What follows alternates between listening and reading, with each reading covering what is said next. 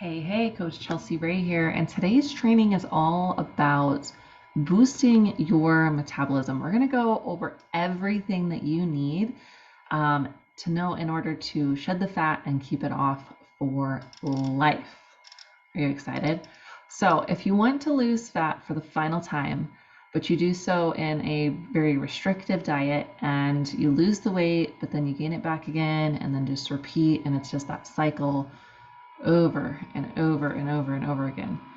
Aren't you tired of doing this year after year and never really sustaining the results? Aren't you ready to make real lasting change for the rest of your life? Well, that's where I come in.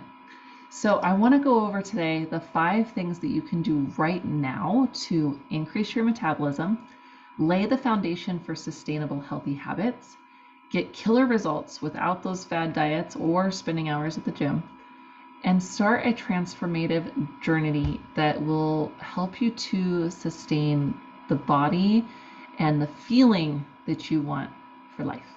Are you ready? All right. So the 5 keys to boosting your metabolism. Number 1, increase your protein intake. Number 2, increase your daily steps. Number 3, stress management.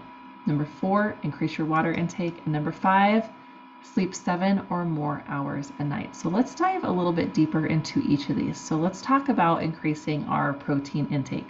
So increasing your protein intake helps to increase your metabolism in several different ways. So first, protein affects your hunger hormones. So eating more of it can actually increase your satiety, or how full that you feel, by helping you feel fuller longer.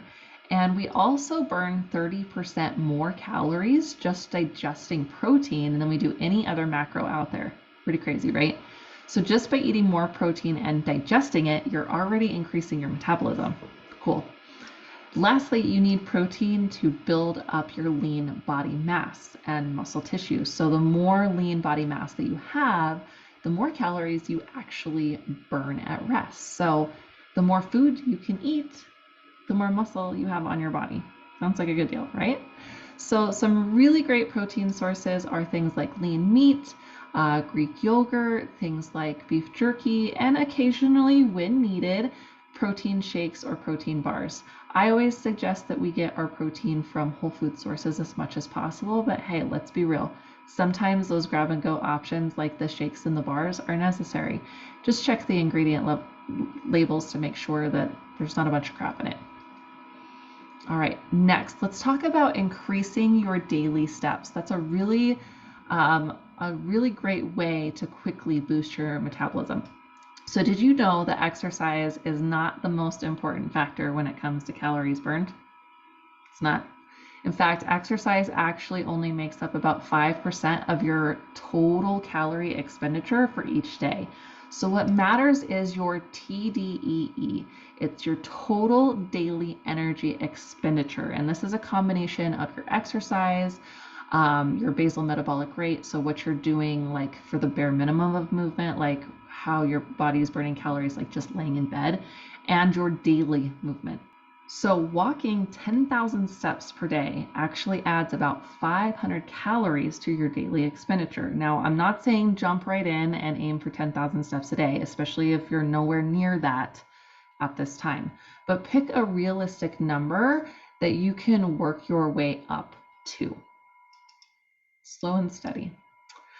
All right, next, let's talk about stress management. So cortisol is our stress hormone, and too much cortisol can actually inhibit fat loss. So for this reason, stress management is arguably the most important thing when it comes to increasing your metabolism. So too much cortisol can actually increase our cravings for sugars and fats, which is why you tend to reach for the ice cream or the potato chips when you're super stressed out. So if you live a stressful lifestyle, try managing your stress with some of these tips, like taking a bubble bath or going for a walk, journaling, maybe doing some stretching or some yoga, meditation, just some time for yourself. Like, what is going to fill your cup back up and bring you back to a little bit more of being present with yourself and your day. So the next thing, speaking of, increase your water intake. So you know that you probably don't drink enough water, right? Let's be honest, if you do, great, but most of us are not. So the benefits to increasing your water intake can also be it burns more calories. So drinking cold water makes your body work harder to warm it up. So you do burn some extra calories doing that. It does help to control hunger because it makes you feel full, so you're less likely to overeat. It does better your workouts. So being hydrated helps you exercise better, longer, recover faster, burning more calories while you're actually doing the workouts. It keeps our cells efficient. So water helps your cells to work well while supporting them when they break down the fat. So you want to keep them healthy so that they'll continue to do that job, right? And it flushes out the toxins. So drinking water helps get rid of waste from your body, and it aids in natural detoxification. Next, I want you to talk about sleep. 7 or more hours. So if you don't get at least 7 hours of sleep at night, your metabolism can actually decrease up to 25% the next day. 25%, ladies. That's a lot. Well, this happens because lack of sleep is another source of that physical stress on the body. We already talked about cortisol, the stress levels. So again, it increases that cortisol, which is already high in the morning first thing. That's the way it is. So I know sometimes we feel like we can function on like 4 or 5 hours of sleep, but it's only going to hurt you in the long run. So focusing on having a consistent, solid sleeping schedule can really help you to boost your metabolism. And again, like depending on where we are in life, right? Like whether we are brand new moms or we're in the depths of menopause, maybe that 7 hours is just not a reality for us right now. Like, let's be real, like that can tend to be ebbs and flows of life. It's finding what we can do to have the most restful hours of sleep. How can we maybe change our nighttime routine to feel a lot more restful when we actually do get to sleep? And maybe that's taking naps as we can throughout the day or stuff like that. So my last piece of advice for you to boost your metabolism would be to take this journey just one day at a time. Don't dive in head first and try to focus on all 5 of these things at once. I want you to pick one that you're really, really struggling with and start implementing that every single day.